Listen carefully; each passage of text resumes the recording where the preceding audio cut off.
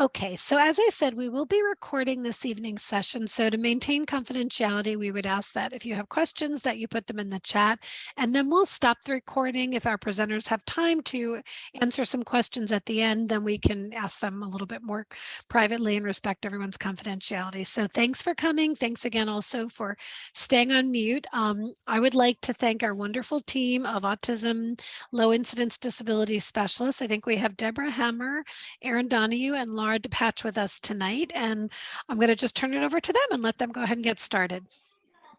Thank you so much, Kathleen, for that introduction. And thank you to everybody for coming out this evening to learn more about neurodiversity. So if we can go to the next slide. Okay. And if everyone could mute themselves, please. Okay.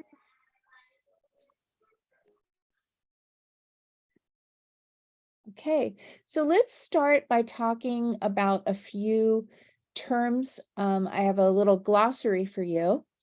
And the term neurotypical, first of all, refers to the types of brains that most people have.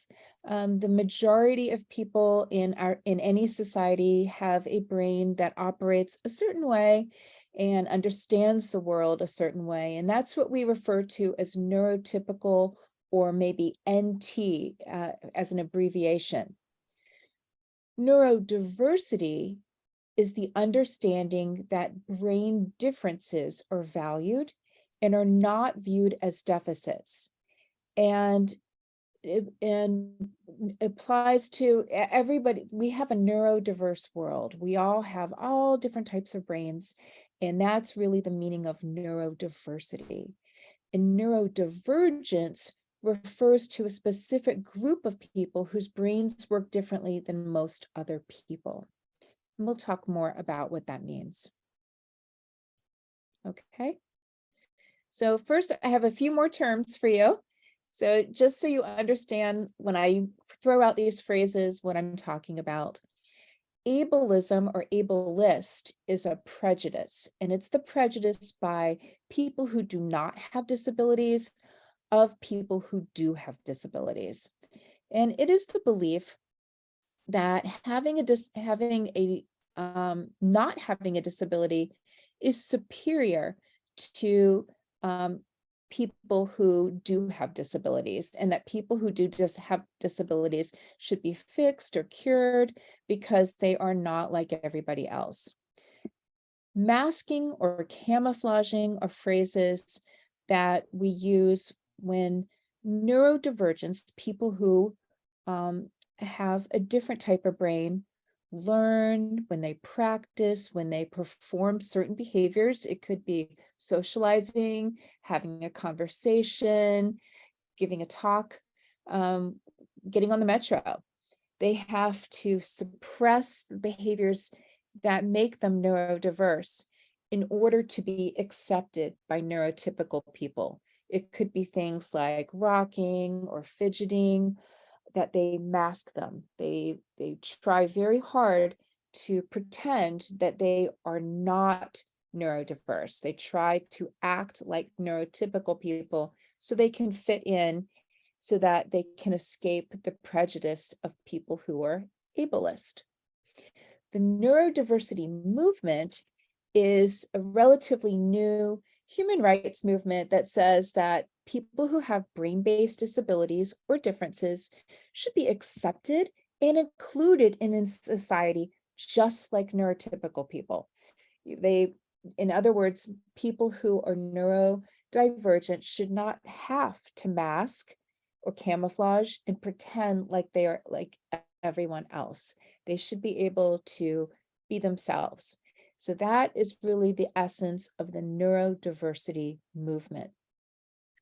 Neurodiversity affirming practices are supports that neurodivergent learners need, and we're supporting them not by trying to have them change who they are, but by modifying the environment, changing, and training neurotypical people to be more accepting and inclusive and tolerant, and utilizing other strategies that avoid trying to fix or cure someone, or coerce them into masking or camouflaging, and helping people who are neurodivergent feel self-confident, self-assured, and comfortable being themselves.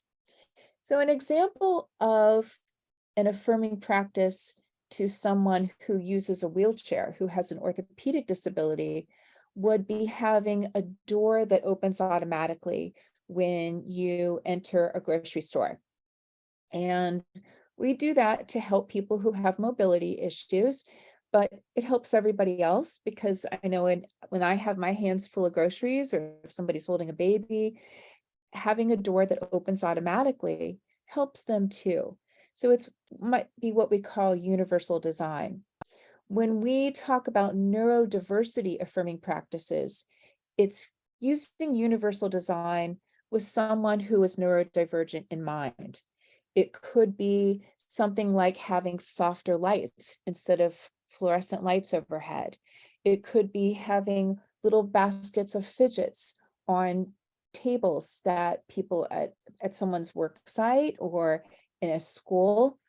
It could be having a brain break area in a hallway for any student who needs it. But that is a neurodiversity affirming practice, because it's saying we recognize that someone who is neurodivergent might need this, but it's beneficial for everybody. And it doesn't make the person who is neurodivergent stand out, because everyone is utilizing these best practices that might help someone who has ADHD or autism or any other need at a particular moment, whether they have a disability or not. So that's what we mean by neurodiversity affirming practices. I want to pause here for a second, because I've covered a lot of vocabulary, and just check in and see if anyone has any questions. Okay, all right. I think we can go on. I don't see anything in the chat.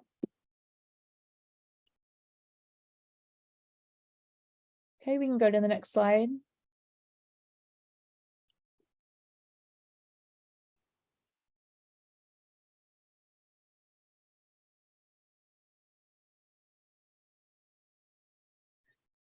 So I want to talk about how prevalent neurodiversity is. About 15% of all people in the United States have a neurodivergent brain. And that's almost half of people who have a disability in general. About 33% of people in the United States have a disability, and almost half of those have neurodivergent brains. So 1 in 5 people have a psychiatric disability at some time in their life. Something like depression, OCD, bipolar disorder. These are very common. Sometimes they are temporary, sometimes they are long-lasting, but 1 in 5 people. 1 in 10 people in the United States have ADHD. 1 in 10 have a learning disability. 1 in 16 have a seizure disorder. 1 in 44 are autistic. 1 in 100 have an intellectual disability, and 1 in 162 have Tourette's. Some people have more than one of these. In fact, many people who are neurodivergent have more than one condition.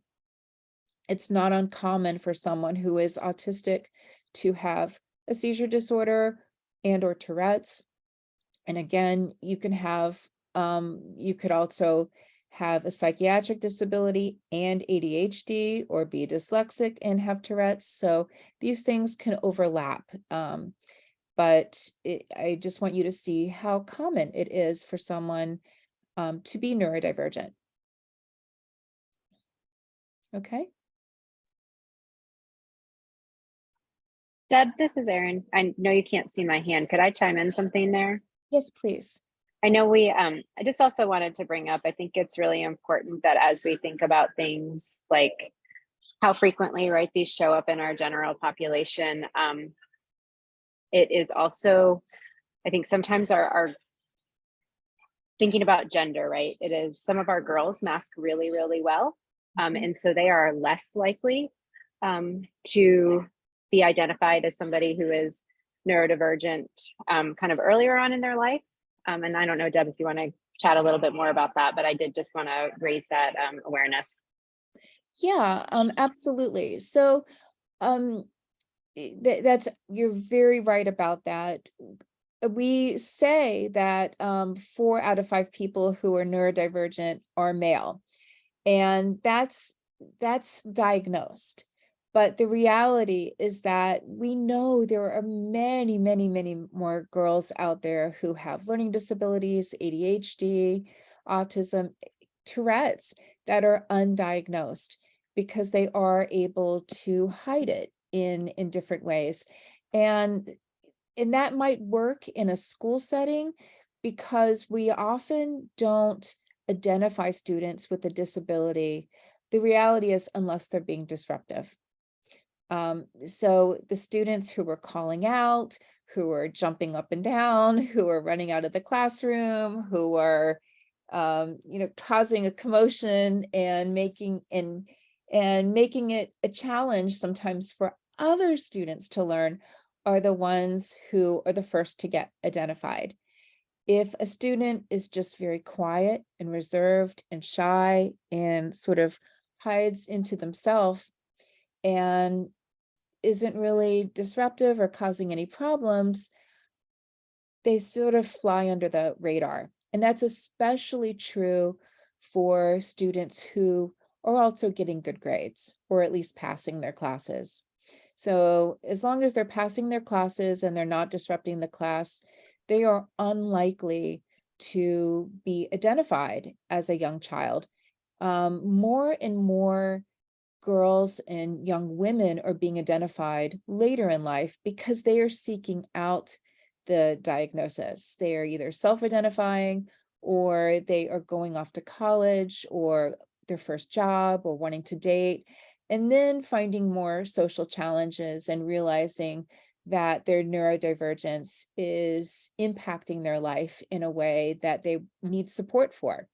So I have a young adult group that I work with, and I have about 20 women that are members.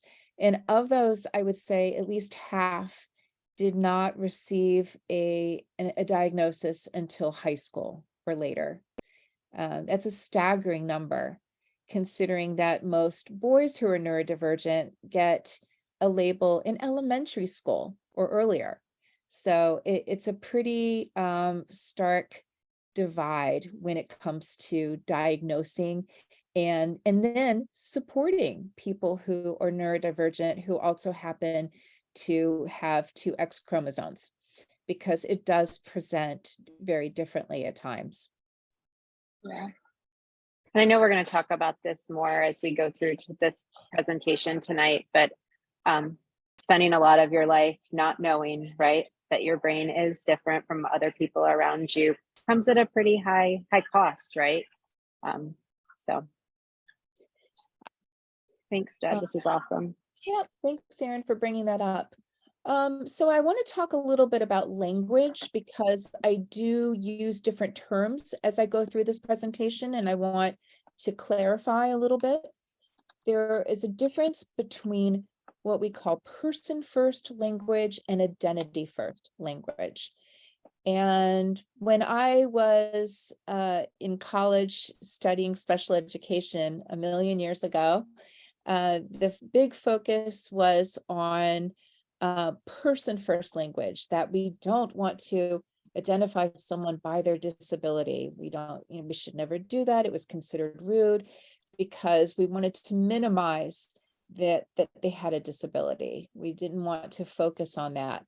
So some of that language, when we talk about person with a disability, includes someone with a visual impairment, a child with autism, a man with Down syndrome. So those would be examples of what we refer to as person-first language.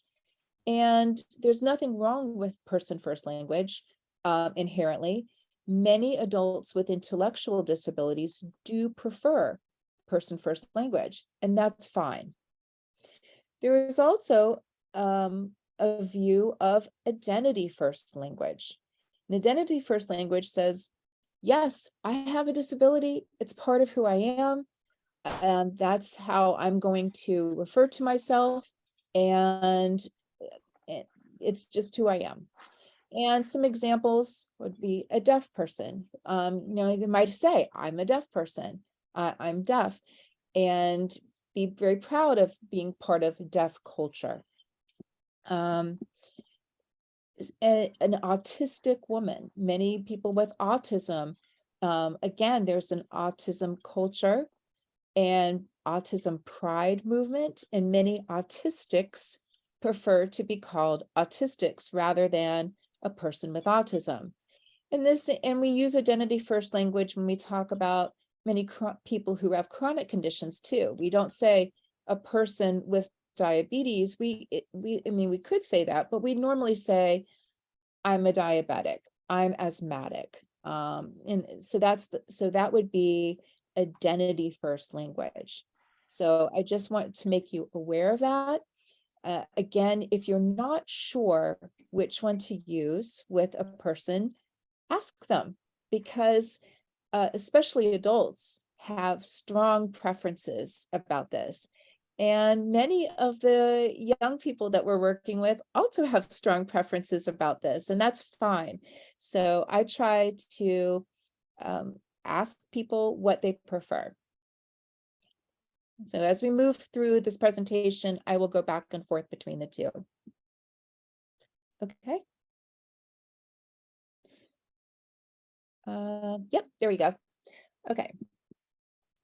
So when we're talking about neurodiversity, it's a very large umbrella. We're talking about a lot of people with a lot of different types of brains.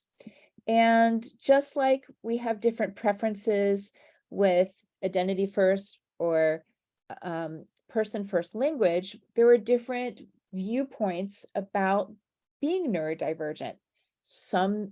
Oh, Kathleen?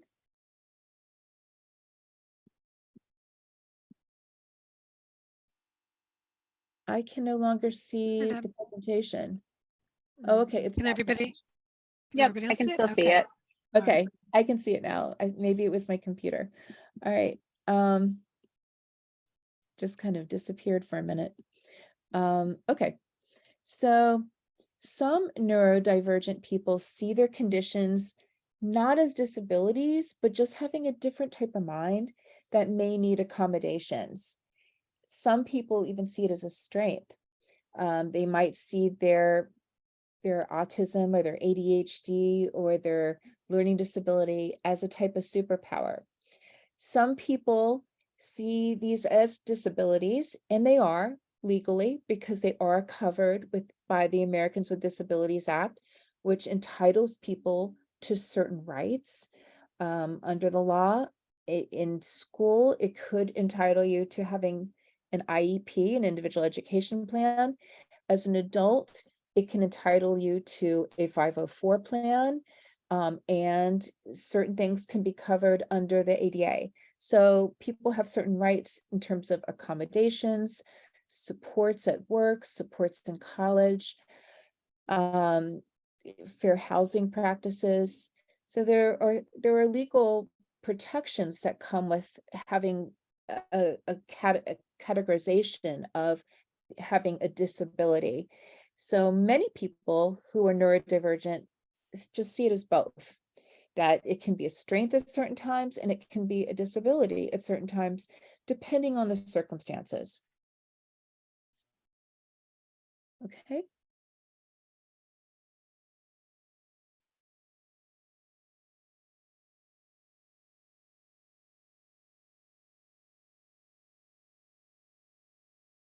There are benefits to being neurodivergent, and those can include curiosity, really wanting to know more about the world, being able to stay focused on preferred interests. My interest, many of those people who know me, is bats. I'm an expert on them and I can tell you anything.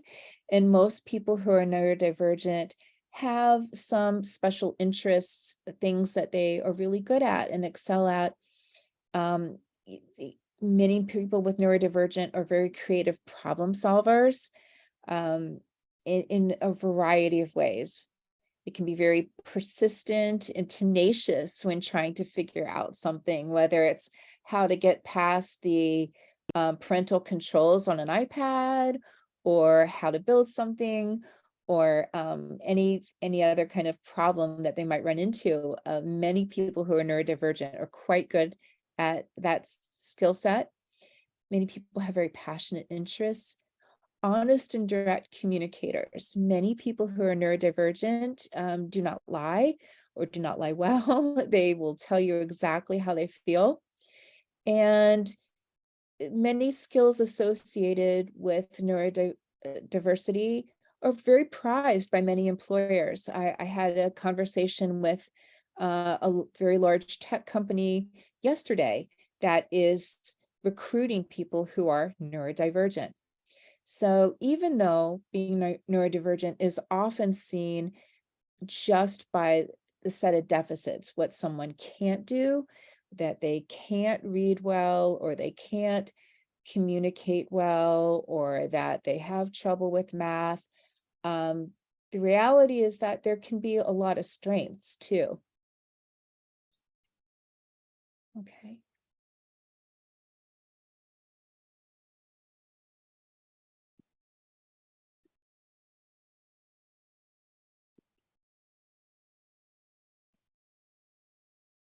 So when you are talking to someone who is neurodivergent, it could be a friend or your child or your spouse. Think about how you can frame certain concepts in a neutral or positive way. We often say things like, "Oh, he's perseverating on this, and he's stuck on it," and focus on the negative. Focus on it is something detrimental, because it's not what a neurotypical person would do. But instead, we can use certain terms that are affirming to neurodiversity. And so instead of perseverative, we can say that someone is very passionate about their interest. Instead of saying they have poor comprehension, we often focus on that for people who have dyslexia or have other reading issues. We can focus on the fact that they are hyperlexic, which simply means that they do better with decoding, that their decoding skills are higher than their comprehension. So again, focusing on what they can do, focusing on their abilities. Rather than rigid, we can say prefers consistency. Rather than obsessed, we can say loves, whatever it is, dinosaurs, trains, technology. We really, really want to avoid the term low functioning. High functioning and low functioning are pretty meaningless, because most neurodivergent people have strengths and areas of need. But functioning is a construct by neurotypical people in reference to themselves. And it's hurtful and ableist when we're talking about someone who is neurodivergent. So we really want to get away from high functioning and low functioning as much as possible.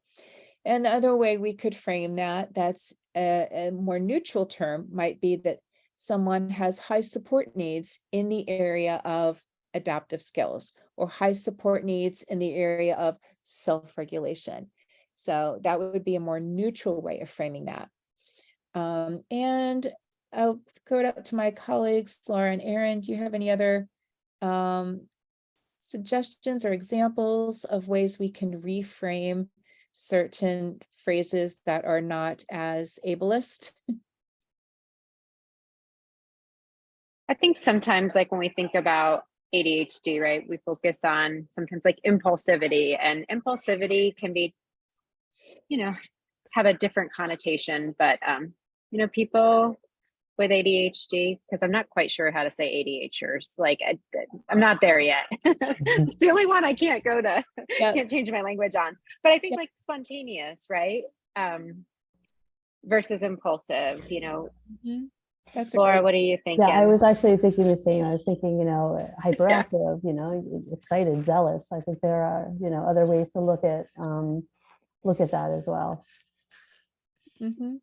So for those of you in the audience, just think to yourselves when you're thinking about your child, of some ways that maybe you could frame some of the areas of need or some of the characteristics when you are thinking to yourself about your child or yourself, because I believe we do have some self-advocates out here. Think of some more neutral or positive ways that you can frame those characteristics and traits. Maybe even one more, and I know we have a lot to cover tonight, but I think about like distractibility and how that is often has a really negative connotation. But the positive side is that, right, your kiddo is walking from the kitchen to the front door to get out the door to school, and you just want them to put their shoes on, but all along the way they stop and they see all of those things that they're interested in, or they might pick up something and finally put it back. And just seeing like that attention to detail and that attention to things in their environment. It's just a quick reframe. Excellent. They're very observant. Yeah, I like that. Yeah, good. Okay. Right, we can go to the next slide. So students need to know how their brains work. It's not helpful to deny to a child that they're not different. They know they're different. They know even from an early age. I was talking to a parent not that long ago about how to disclose to their child that they were neurodivergent, and the parent said, well, they're kind of young. I don't know if they're quite ready yet. I don't know if I'm quite ready yet to talk with them about that. And then the parent came back to me not long after that and said, guess what? My child looked up on the internet something and they printed it out and came to me and said, Mom, I think this is me. And it was an article about autism. So a lot of times our kids do know. They are cognizant that they're a little different from their peers, whether we tell them or not. They know that they're being pulled for related services like speech or OT or for testing, and they may be curious about that. And I want to tell you, it's okay. It's okay to use terms like autism or ADHD. It's okay to talk with them about why they have an IEP. We want to just frame it in a neutral or positive way so that they don't feel ashamed of themselves or think that there's some kind of stigma about it, which they often do if people don't talk about it. If it feels like something that no one wants to admit to and no one wants to talk with me about it, a lot of them assume that that must mean that it's something bad. And I've had a lot of conversations with high school and older students about that they thought there was something really, really wrong with them because nobody would talk to them about their disability. So they need that. They need to hear the terms, even from a very early age, so that you don't have to tell them everything, but give them a little bit of information, use the term, have books about their disability that are appropriate for their age level around, watch films and TV shows, even shows like Sesame Street and a lot of other, Thomas the Tank Engine have characters in them that are neurodivergent. Which can be great examples for sharing with even very young children. Have your children participate in the IEP process. As they have ownership of their goals and accommodations, they're going to have a lot more buy-in. If people could mute themselves, that'd be really helpful. Or if one of my co-hosts can mute people You're all for set, me. Deb. We took care of it. Thank you so much. We had you. Awesome. So again, I'm happy to talk with anybody, and Erin and Laura can do this too, talk with you more about how to include your child in the IEP process. But even if it's just coming on screen, saying hi to everybody, eating a cookie and running away, you know, that's okay for a small child to be introduced to the IEP process. Because again, we want them to be comfortable with it because it's their legal document. It's their support process to help them be successful so that their brain can achieve, you know, they help them achieve their potential. These supports are for them, and we want them to be proud of them and to have ownership of them and to know that they can advocate for what they need. Because when they go to college or to a job, no one is going to call an IEP meeting for them. If they need accommodations, they're going to have to be the ones to request them. So we need to help support them from an early age to know that it's okay to ask for what I need, so that my brain can run effectively and I can feel supported and included and valued in whatever environment I'm in. Our young people also need neurodiverse role models. They need to know that there are other people out there that they look up to, whether it's an older classmate, or whether it is somebody famous. A long time ago, I was telling a little boy, he was in first grade at the time, and now he is a freshman in college. So he and I were talking about famous people with autism. And he said, "What about the Mario brothers? Are they autistic?" And I said, "I don't know. Let's find out." So we did some research together and we found out that sure enough, the creator of the Mario brothers did indeed have autism. And he was thrilled. He was like, "Oh, this is the best." And he was so proud of that fact. So it was somebody he could relate to. It was something that he made a connection with and made him feel very good about himself. And we want all of our young people to have role models that they feel kinship with, that they feel they can connect with, and makes them proud of who they are. Being around other peers who are neurodivergent is really important too. I mean, yes, inclusion is great, and we support that 100%. But a lot of our people who are neurodivergent, a lot of our kids actually want to be around people who get them, who have the same label that they do, people that they feel comfortable with, people that they don't feel like they have to mask or camouflage with, that they can just be themselves. They don't have to try and act like somebody else, somebody who maybe doesn't think it's weird to want to talk about vacuum cleaners, somebody who thinks, you know, whose attention span goes a million miles an hour, just like theirs, and doesn't, you know, think that they are different or unusual for that. Someone else, I have a young man I work with who has Tourette's, and he met someone else with Tourette's for the first time in his life just a year ago. And that was like the happiest thing for him. And he really bonded with this other young man because he had felt like so alone, as the only person for so long with who had tics. So again, if we have people who are neurodivergent, we want to make sure that they have a connection with other people, because that helps. It helps to be in a community. And this is especially important for our girls. Our girls often feel like they're on an island. They may be the only person in their class who is female and has some type of neurodivergence. So we don't want them to feel isolated or alone. So connecting them with other girls or young women is really important for their self-esteem. Deb, this is Laura. I just wanted to jump in and kind of piggyback on that.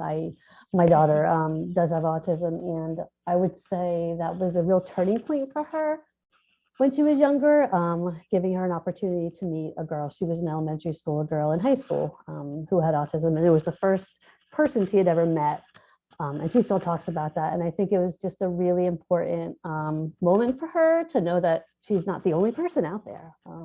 So I can't stress, I think that's really important for our kids and adults. We do have a couple questions in the chat. I know that there's some folks asking for some examples, Deb, of some books and films that are great for kids to help them learn about autism. And we definitely have those that we can get maybe to Kathleen to share out.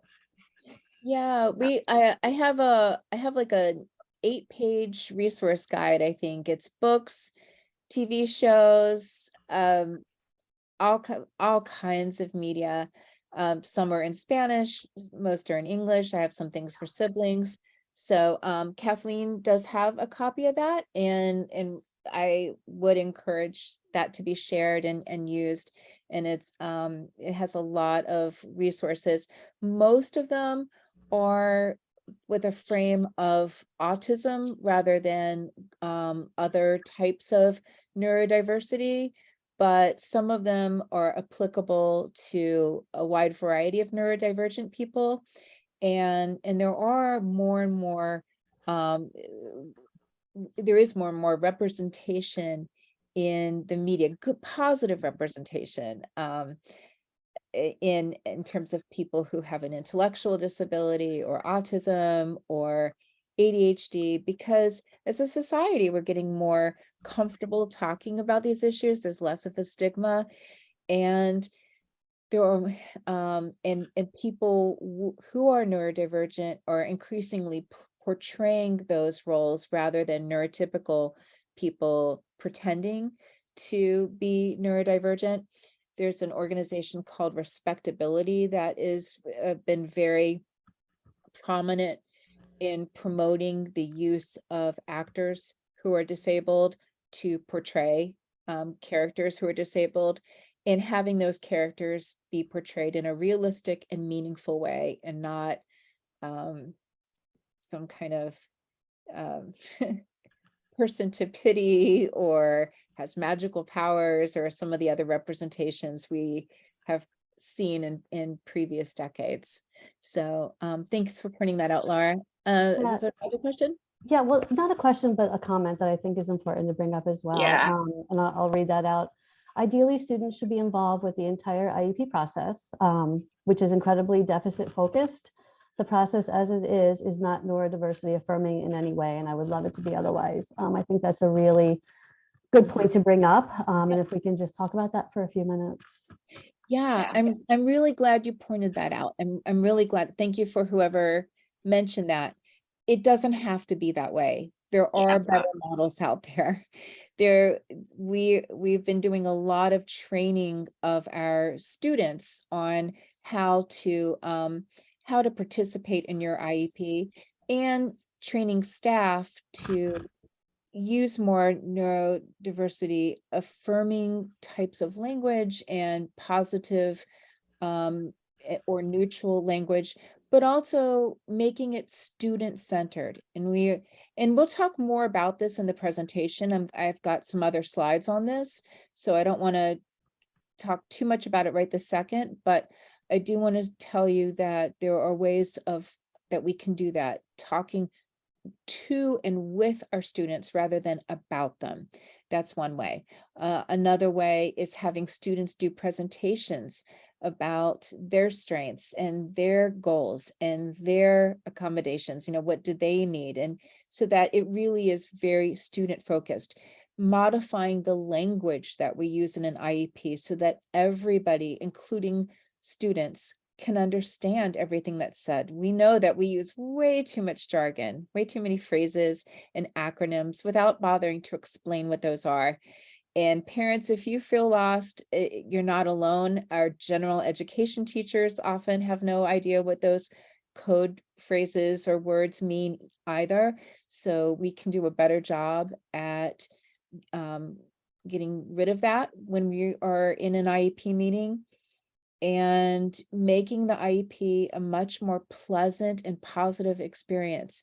It can and does happen here in APS, and we want to see a lot more of that.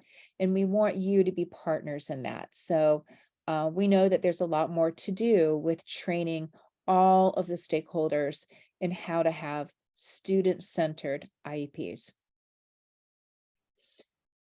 Okay, I think we can go on to the next slide, or was there another pressing issue now?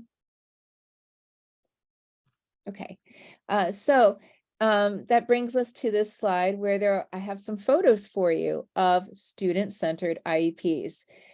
So here you can see a few photos of students leading their IEPs.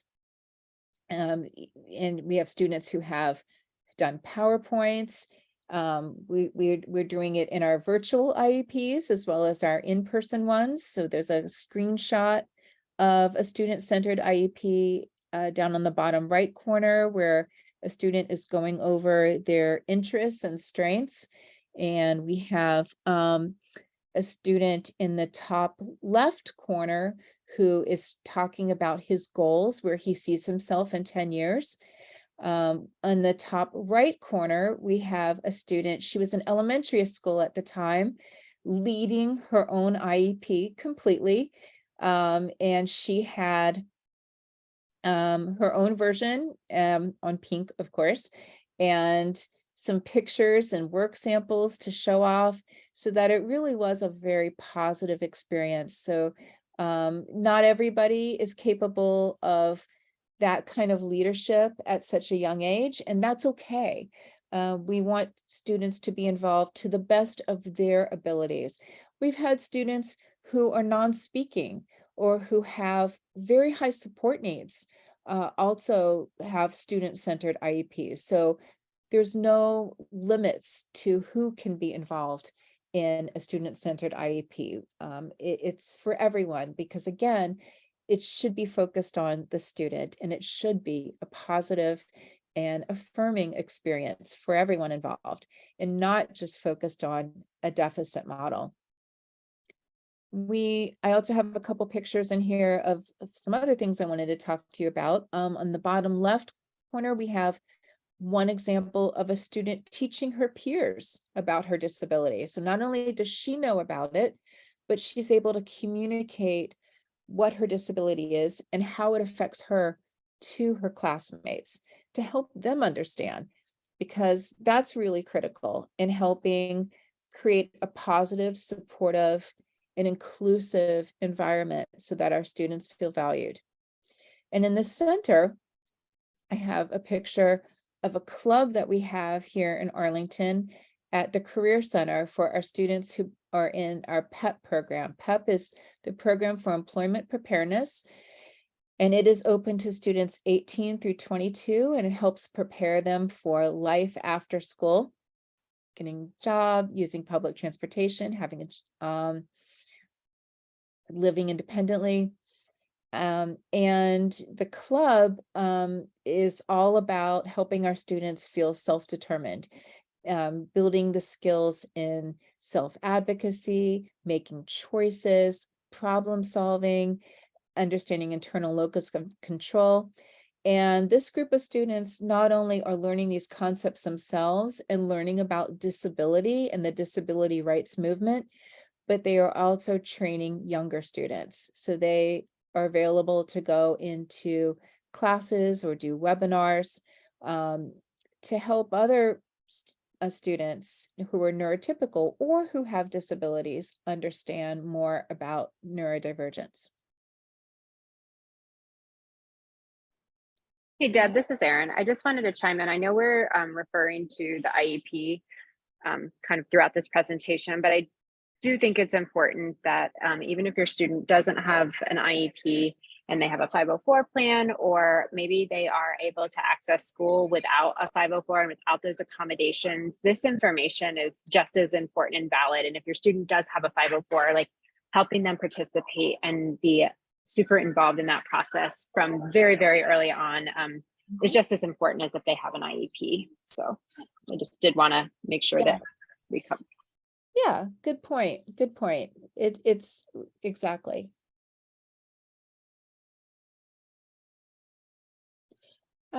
want to introduce you perhaps to a few celebrities who are neurodivergent in different ways. And there are many, many, many more. I just put a few on this slide, so just for a few examples. And not all of them are going to be as appealing to your child or to yourself as others. So find others. There's a libraries worth of people out there who have different talents, who also happen to be neurodivergent. So finding someone that your child can connect with, I think, is really important. Temple Grandin is autistic and is an autism advocate, but she's also the world's leading expert in cow behavior. Keanu Reeves is an actor. Simone Biles is a gymnast and has ADHD. Madeline Deb. Stewart is I'm sorry? It's Erin again. I'm sorry. I just wanted to share like a little bit when we were talking about finding somebody that your child connects with. I know that I am here tonight in my like APS capacity. I'm also here as a parent. I have ADHD. My oldest daughter is 10 and she also has ADHD, and my youngest one is in process, and I'm sharing these things with their permission. And my family, we openly talk about this on a very regular basis. But when we were going through like how to talk to Nora about understanding her brain, we are lucky enough that she is a gymnast and Simone Biles has ADHD. And that was that connection point. We found this amazing video where she was talking about her brain and ADHD, and that was it for Nora, right? Like this is who I am. And so just finding that connection point, whether it is somebody, right, who is a celebrity, or honestly, like we spend a lot of time on Instagram finding, you know, people are putting up more and more great stuff. And we have found so many connections with young women who have ADHD. And that has also been huge. So, you know, it's not just finding somebody like Simone Biles, right, to make that connection point. It's also all this stuff out on social media that's been hugely powerful for our family and normalizing that bit of life. Thanks, Erin. Okay, we can go to the next slide. And speaking of her, we have a video of her here. Before we start the video, I did want to share, I think what we were talking earlier about kind of how creative and cool different neurodivergent brains are. And Deb, this is actually not the right video. That's the one you sent me. That's the only one I have. No, I think that was that's not the right video. Erin, do Oh. you have a copy of it and you can share it from your screen? Probably. Yep. It's the only video I have from you. That's okay. No Let's worries. see if we can work around. Yep. But while we're pulling it up, she totally taught herself how to, hold on, I can't talk and find the video at once. Why don't you guys, do we want to pop back? Let me pull it up and like maybe we could just jump to the next slide. Or Deb, what do you think? Yeah, let's I just want to be, just because I asked permission from Nora Sure. to use the video, I want to make sure it is the one that she was expecting me to share, just out of respect for her. Why don't we go through some, because we've got a lot more slides and just a little more time, and we can go back to it. Does that sound good? Yep, I got it up right now, so I can, yeah, figure that out. Okay, go ahead. So, so I want to talk about a strengths-based approach to supporting neurodiverse students, and that's we want to help them identify their interests, talents, and gifts. As I mentioned before, provide neurodivergent models for them, both famous and local people.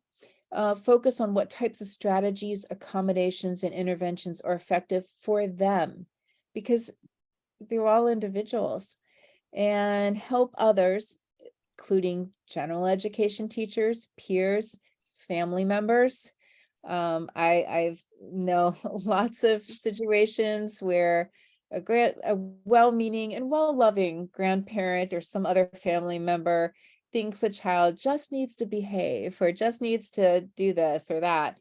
and doesn't really understand the disability or the difference in their brain. So we want to help others appreciate a student's unique perspective on the world and how their brain operates. Okay. And our children deserve this approach because the different types of minds are just one way to be human. We want to help our children grow up to be proud of who they are. I know a lot of adults who are neurodivergent, who were not identified as children, who did not receive supports, or were made to feel ashamed of who they were. And they oftentimes develop comorbid mental health issues, depression, anxiety, and really poor self-esteem, because they just never felt like anyone accepted them for who they were and their brain for how their brain operated. So we want our children to not have those issues. We want them to feel positive about themselves. And we want them to live in a climate where all students truly are appreciated and valued for who they are and what they bring to the table. That they are valued for their gifts and their talents and the unique way they see the world. And we want our students to know that, yes, they have a disability, but it's not just about their deficits. Their label, their type of neurodiversity also gives them things that they really enjoy in life, and their passions and their interests and their creativity, and on and on and on. Okay, I think Erin has the video. Erin, it's probably easier if you share it, because I don't think I have it. Let's do I? Is it in the I just slide? share. I just shared it with you. I don't know if you want to try it from there or what makes the most sense, because I didn't know if it was easier since you already had screen sharing up, if you wanted to give it a go.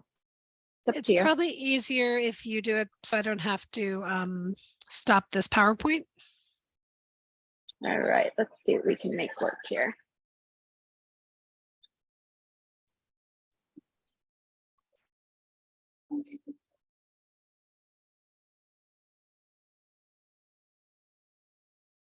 All right. Says I don't have sharing permissions, Kathleen. Hmm.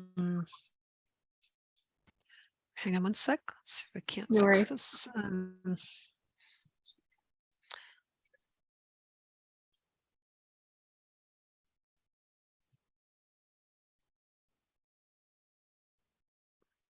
Oh, because Erin, you left and came back, I think. That's probably why. Okay. All righty, I'm going to remake you the co-host. Sorry, just bear with us for a second, everybody. Okay, Erin, can you try now? Yep.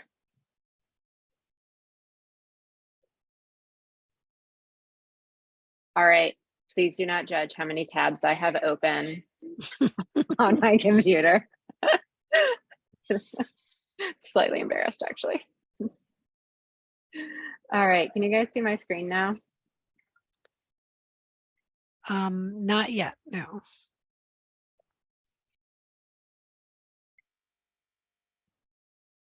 I think so. All right, did Yep, it's that coming. work? Yep.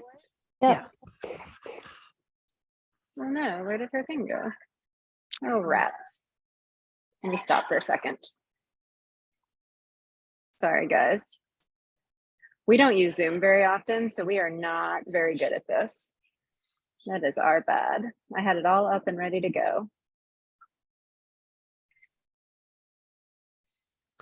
All right, trying one more time. Whoop.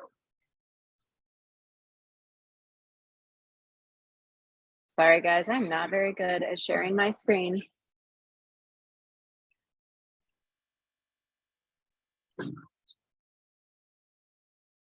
All right, I'm going to share my desktop so that I can easily flip over. All right, can everyone see? It's like kind of spinning right now. Yep. Yes. Okay, Looking perfect. good. Thanks, Erin. All right, we're going to give it a go.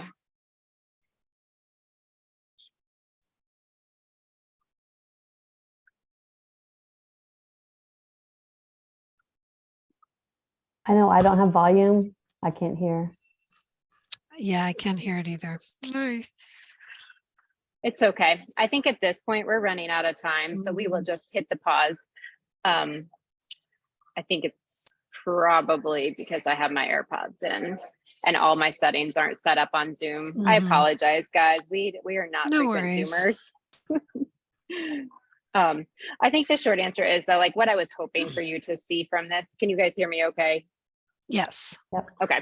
I mean, I am very lucky. My daughter has an incredible ability to speak about ADHD and how it impacts her brain. And it's honestly a gift that she has had since she was pretty young. I'm going to stop sharing so that you guys don't have to look at my face.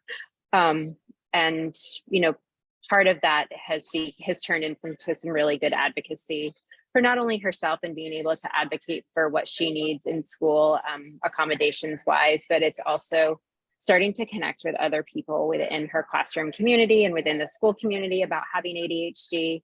And also, like, you know, it bleeds over into being really open about that in her gymnastics life. But she also is a super gifted writer and writes a lot of poetry, and most of her poetry focuses on kind of like how her brain works and operates. And at the end of this video, she shares one of the pieces she wrote, which is pretty incredible. And you know, I hope something that she can continue to share with the world as she grows, because what I have learned about her and her brain has been pretty incredible. And coming to an art bus near you very soon is one of her poems about emotional dysregulation. She's going to be on a poster on the art bus, and it's all about the emotional explosion that accompanies ADHD and that dysregulation. But sorry I didn't get to see it.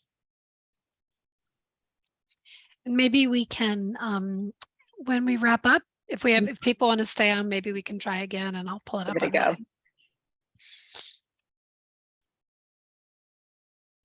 Okay, so Deb, I'll go back to sharing my screen, I guess, so we can see this presentation here. Okay.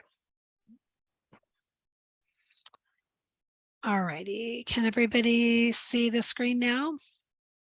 Yeah. Okay. Thanks, Kathleen. Are we going forward, Deb, or? Yes. Sorry. Okay. Okay, thanks. So when we're doing IEP goals, and this is something I train teachers on too, we've done quite a few trainings with our staff on how to do a strengths-based IEP and how to do a student-centered IEP meetings. These are things that are ongoing, and of course our trainings are optional, not mandatory for most staff, but we will continue to offer them and hope that more teachers and therapists take advantage and start to learn these strategies. So we want to avoid goals that focus on a student appearing to be neurotypical, masking their neurodivergent characteristics. And those would include things like forcing them to make eye contact or not stimming. You know, these are things that are part of who they are. Or if a student had tics and you're trying to suppress them, you know, instead we might want to give them strategies for things that are a little bit more expected, but we don't want to change who they are. We want to focus on students' talents, interests, learning style. So when we're building our goals, we want to think about, where are they headed? Where are we wanting them to, or where are they wanting to see themselves 10 years from now? You know, helping them develop their long-term vision of themselves and building goals that are going to help them reach those long-term visions and dreams, but are going to support how their brain works.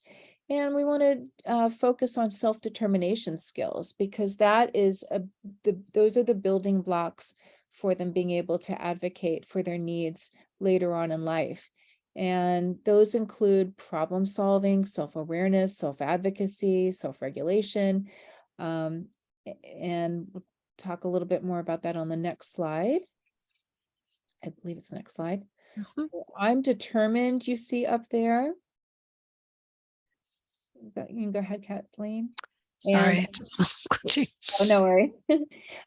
So I'm Determined is an initiative by the Virginia Department of Education, and it focuses on helping students with disabilities, but really all students, but specifically those with disabilities, develop a sense of pride in themselves, understand their disability, take charge of their IEP, and take charge of their education and their goals for themselves.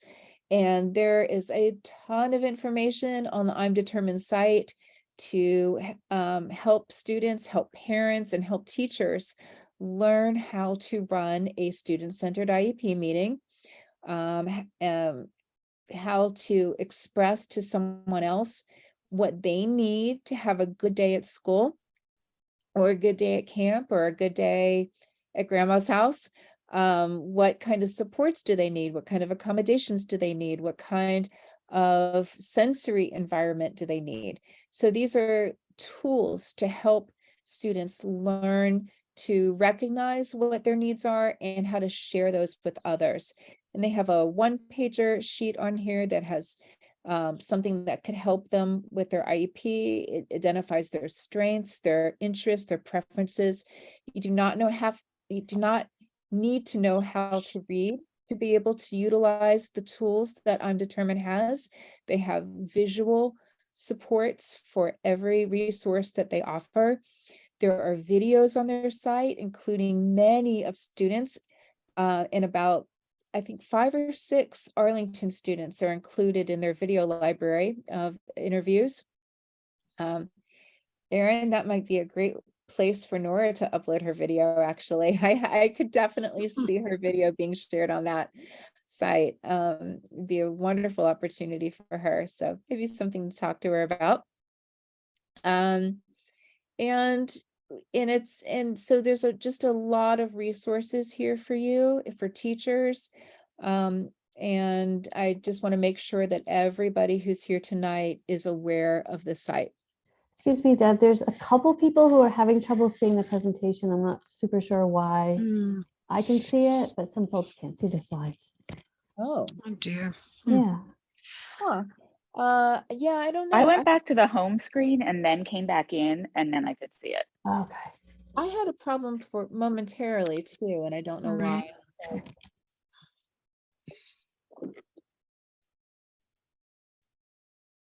We can What or you we might, could- what I did to go back into it when it disappeared on me was I went to the bottom of my screen and I clicked on the Zoom link and it came back up. So for those of you that are having difficulty, you might want to try that. Yes, the feedback in the chat says that worked.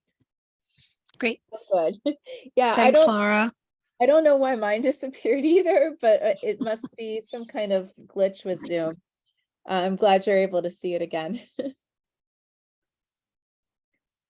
Okay, we can go. I to the also did want to direct people to the chat. We had a couple just really good chat bubbles that came in from one of my most favorite librarians in Arlington County.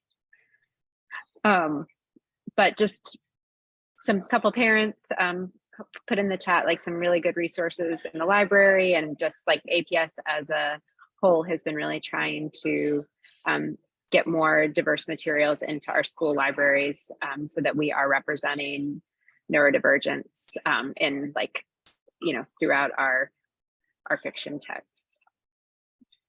Thank you. That's wonderful.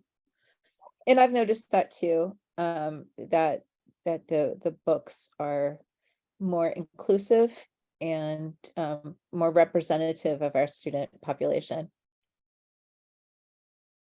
And I know we So- talked a little bit about the I'm Determined templates and stuff for kind of driving that student IEP 504 process, but it really can be anything. You know, it can be a PowerPoint, or it's just a really good place to start to learn about that self-advocacy piece. And then you make it your own, right? Your kid makes it their own, and really diving into what they love to do. So. Okay. Thank you. Yes. So access and accommodations, we want to normalize things like fidgets, brain breaks, visual supports, and really they need to be offered to all students. As I mentioned before, these are examples of universal design, things that can help anybody. If you work in an office, you probably, fidget from time to time, maybe with a pen or with some little toy, because it helps you stay focused. Or for other people, it helps with anxiety, helps you calm down. And these are the two reasons why everybody fidgets. It's the same reason why people who are neurodivergent fidget. They just may be more anxious or have more of a need to stay focused. So by providing supports for everybody, rather than just our students who are neurodivergent, everybody benefits. We want to teach our students how to use sensory tools.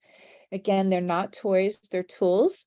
And sometimes our children get in trouble at school because they were taking a little fidget toy and throwing it up in the air or trying to hit somebody with it, or something that was considered unexpected. And we can work around those problems by teaching them and reinforcing in different environments, including home, that these are tools. This is how you use it. This is why you use it. This is how it helps your brain. And by knowing that and having that insight in the practice, our students will get more fluent with using these tools in a meaningful way. And then they'll be more accepted as an accommodation in different environments. And we want our students to have access to their required accommodations throughout their environment. That means if they need something in a school environment, like assistive communication devices or visual schedule, they probably are going to need it in other environments too. And by having more practice using it in other environments, like camp, like grandma's house, like home on the weekends, if they're going from sharing, if they're going from one home to another in different weeks or different weekends, again, having those accommodations and those supports across environments helps them understand that this is something that is always going to be beneficial to me. And it's a tool, and it's something that I need. And a good example is my iPhone. You can see it here. I have my schedule on it, and I don't just use it during the workday. No, I Get off definitely. video games now. I told you that 20 minutes ago. So, I use my schedule on my iPhone through out my workday, so I know which school I'm supposed to be in, because I've got lots of them, and which meeting I'm supposed to be in. So that's an accommodation I need. But I also use it at home because I have lots of meetings at night, and I do lots of volunteer work, and I use it on the weekends, and I use it when I go on vacation. So it's something that I use across settings. So I just wanted to put in that plug, that if there's accommodations that work for your child and are useful and helpful and they need them, consider using them across settings.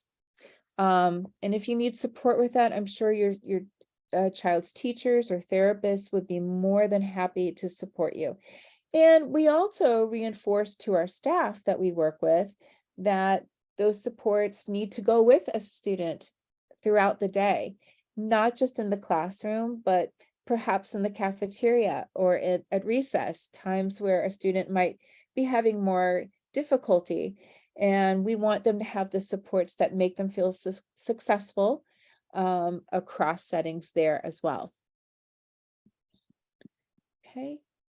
We want to support sensory-friendly classrooms. So this is something that Laura and Erin and our other colleague, Shanta, who wasn't able to be here tonight, we work really hard in to help our students have safe spaces. And it's going to look different in different classrooms and at different ages. Some of our classrooms have lots and lots of desks, so there's no way they could look exactly like these particular pictures. But in general, we want to encourage flexible seating options, access to the sensory tools that each child needs, clearly delineated spaces, including a movement break. I just lost the image again. Oh, okay. Kathleen, I think we lost the PowerPoint again. Sorry, it's coming back. I sorry. No worries. Thank you, everybody, for being patient with our technology challenges this evening. We've had quite a few. We have far more than average. So sorry, everybody. I think this is like when, when we talk about flexible seating, it's definitely, for me, I feel really strongly like that's UDL, right? Everybody can benefit from those sensory UDL supports. is Universal design for learning. Design for learning. So we're talking about universal design, things that benefit everybody. That's what we mean by UDL. So when we think about things like designing sensory friendly classrooms, what's good for some is really good for all. But this is also when your student really knowing their accommodations and either advocating for themselves or advocating with your help to have those reflected in the classroom. It's really, really important. My daughter walked into 4th grade last year and said, "This chair isn't going to work for me.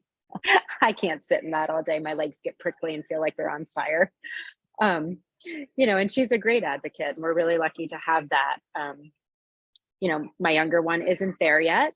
And, with the help of her OT and me working together as a team to advocate for her teacher, she now bounces on a ball chair all day long because that's what her brain needs to be able to access instruction throughout the day. And that really helps with the masking and also helps support us as a family in the evening by supporting her brain and her learning.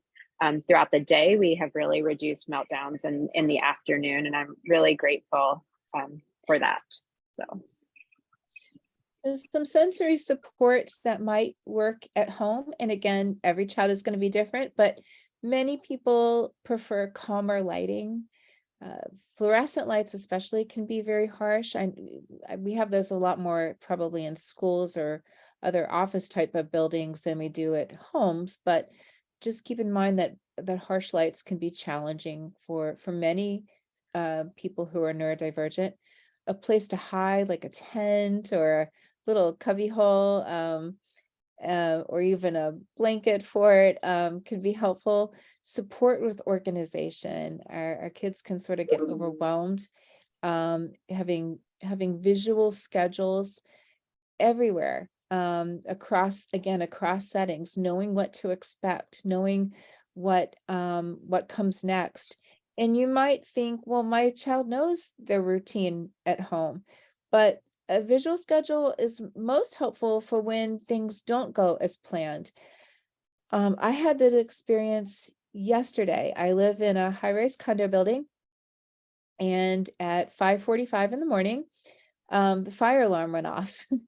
Because there was a gas leak. So everybody had to evacuate in the 38-degree temperature at 5:45 a.m.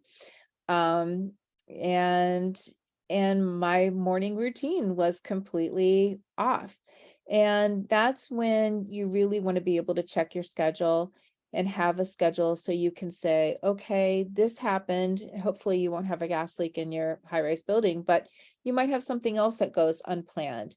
The electricity might go out, or you might be out of a child's favorite cereal for breakfast. So for the unexpected times, or when you really want to have the schedule so that you can make changes and help them see what's going to come next and get back in the routine, because it's reassuring. It helps you deal with stress to be able to have a way to make sense of any type of chaos that comes along. So that's just a plug for schedules, and of course sensory tools, and different people are going to need different sensory tools. I personally like a weighted blanket. Other people might hate that, but they really need to have fidgets, or they need to have an exercise bike or some other type of sensory tool in their environment to help them with self-regulation. Okay. Okay. And I'm rushing a little bit. We only have a few more slides, but I do want to go through some of them with you, if possible. Mm. Thanks for hanging in there.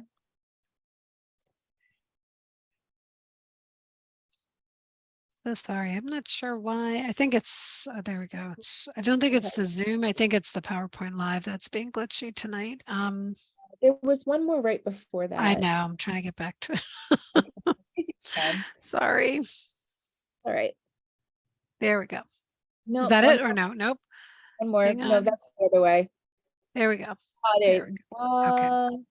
there was one more before that, I think. I think it was just the one about the sensory That's it. friendly environments, Kennedy Yep. Center, movie theaters. Thank you. Yeah, so I just want to make sure you're aware of some of the and take advantage of some of the opportunities we have in our Metro DC area. And those include the Smithsonian Access Program, where the museum either opens an hour early just for people who are neurodivergent, or stays open an hour later, which they're doing more activities for adults. Performance spaces like the Kennedy Center, Imagination Stage, and Ford Theater all have sensory friendly shows where they keep the lights up, the sound is turned down. There, if people need to fidget or move around, they have. I've worked at some of the shows at the Kennedy Center. They give out headphones. It's wonderful. A lot of movie theaters have sensory friendly shows, and more of the museums, private museums outside of the Smithsonian, are offering sensory friendly times, like including the National Children's Museum, Mount Vernon, and the Spy Museum is having an adult event this coming Sunday night.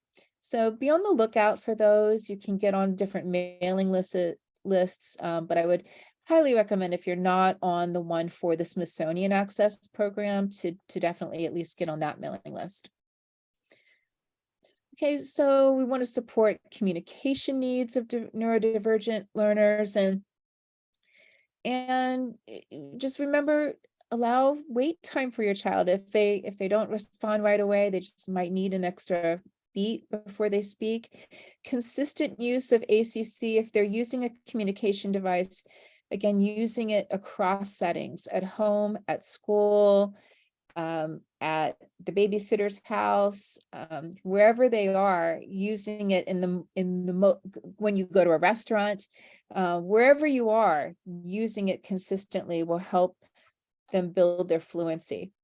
Using visual supports. We use those a lot in schools, but those can help in many environments. They can help in places where your child might feel overwhelmed, like in a grocery store or on a metro bus.